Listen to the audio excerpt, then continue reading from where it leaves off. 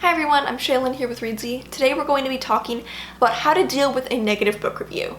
So in our last video we talked about writing a book review, and today we're going to deal with the opposite side of the coin. What do you do if you're a writer and you get a really bad book review?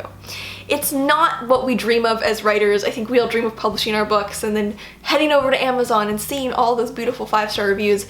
But there's a very real likelihood that no matter how excellent your book is, you're probably going to get a negative review or 2 or 5 throughout your life. It's something that just kind of happens to all of us. However, it can be something that's difficult to approach or make sense with if you're just at the beginning of dealing with this kind of thing.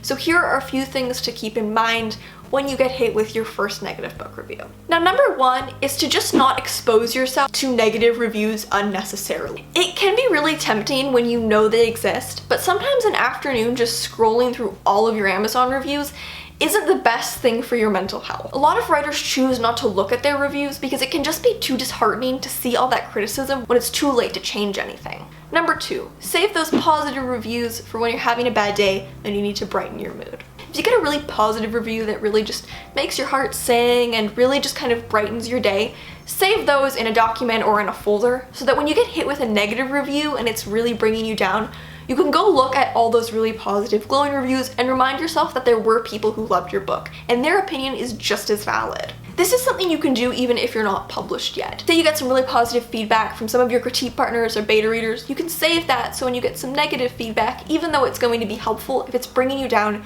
you can go remind yourself that your book still has a lot of great things going for it. Remember that every book gets bad reviews. If you look up your 5 favorite books right now, books that you adored, that you have nothing bad to say about, I can pretty much guarantee that all of them will have some pretty scathing 1-star reviews. It's just something that happens to pretty much every author. It's just proof that you can't write a book that will appeal to everyone. Everyone has different tastes. No one can agree on what makes the perfect book, and so it's going to happen to pretty much every author. You're definitely not alone in getting a bad review. If it's happened to you, it's also happened to the author of every single book you've ever read and loved. Number 4, remember that we tend to value negative reviews over positive reviews. But try to think past that. Kind of just human instinct. You can get 100 positive reviews that sing praise about your book. As soon as you get 1 negative review, we have a tendency to view that review as the most important, the most valid, and maybe the most intelligent.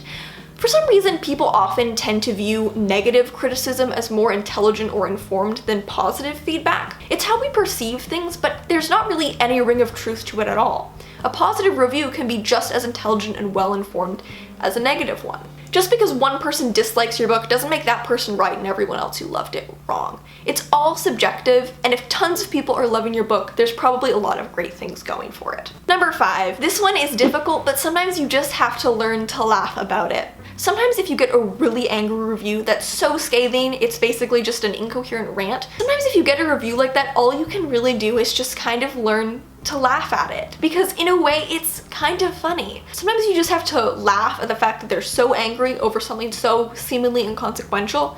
Call that funny and move on. It can be much easier to do this if you look over the review with a friend. Find a friend of yours who has a really good sense of humor and look over this really scathing review together, and by the end you'll probably be able to laugh about it. And step 6, in the end, the most important thing you can do is see what you can learn from it.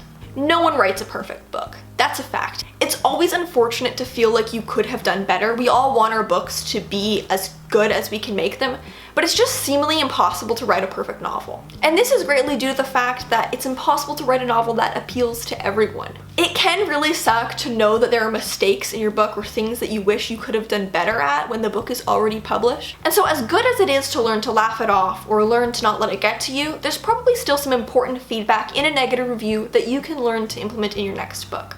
It's just an opportunity to make your next book even better. So in summary, be careful how you expose yourself to reviews. Try not to just look through reviews unnecessarily if you know it's going to make you upset. And if it helps, you can look one over with a friend. If you are really upset by a review, it always helps to save your positive reviews so you can look over them for a bit of a morale boost. And remember that negative reviews are something that happens to every author. Ultimately, a negative review is an opportunity for you to learn, and if possible, see what you can learn from those negative reviews to make your next book even better. So that's how to deal with a negative book review. It's certainly not the easiest or most fun part of being a writer, but it is unfortunately also something that kind of just comes with the territory. So thank you so much for watching, and remember to subscribe for new writing, editing, and publishing videos every Tuesday and Friday. Until next time.